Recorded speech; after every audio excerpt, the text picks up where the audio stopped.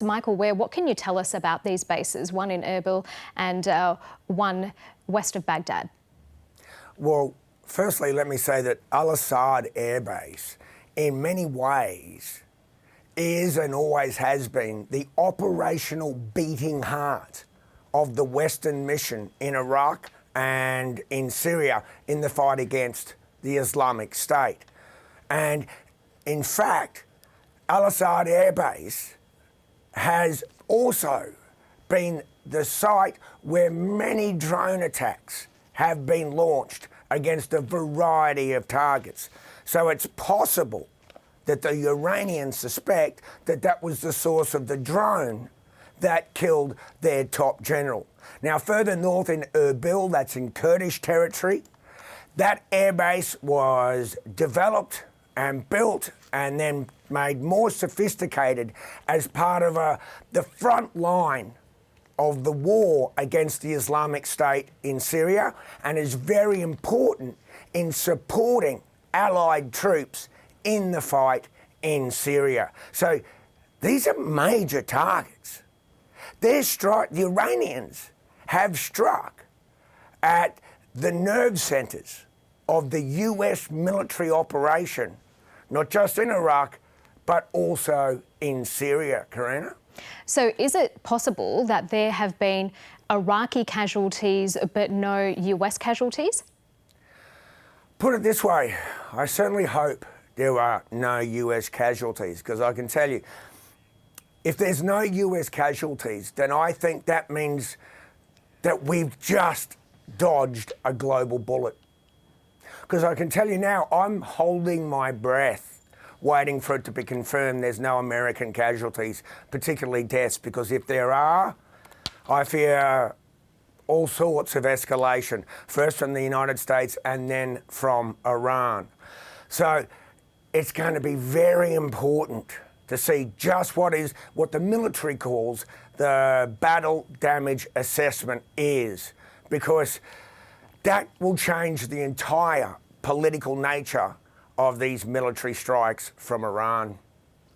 Okay, we're just seeing some live pictures in the bottom of our screen now. We can probably take them full frame. These are coming to us from Iran, from the city of Kerman, where the funeral procession of Qasem Soleimani is taking place. We know that when it was held a bit earlier on, there was a crush where at least 50 people, state television in Iran was reporting that 50 people were killed in the crush and some 200 others were injured at that funeral procession. So dozens of people dead.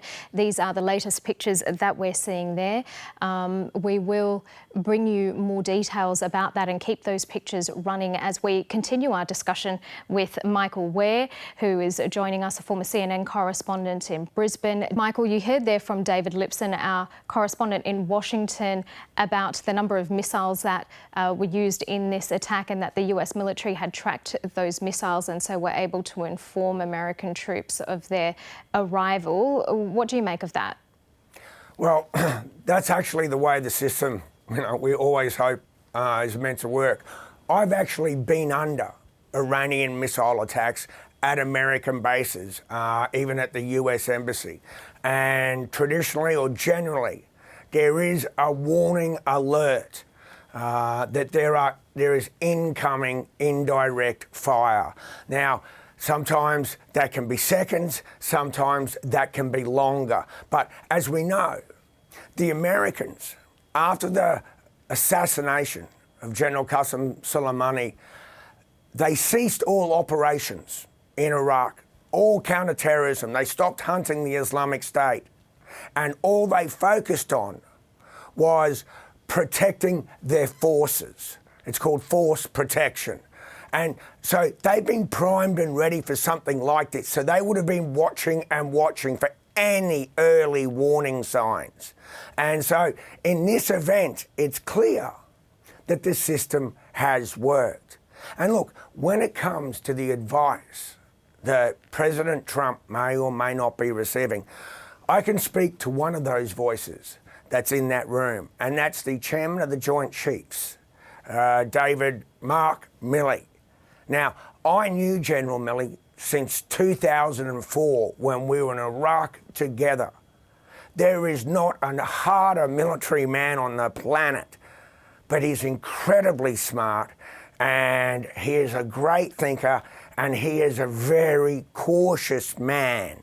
So I feel with some confidence that despite the turnover that David mentioned within the national security establishment under this Trump administration, that there are still voices like General Milley there that perhaps we can count on to act as the so-called guardrails that we've already seen peeled away and away and away over the past.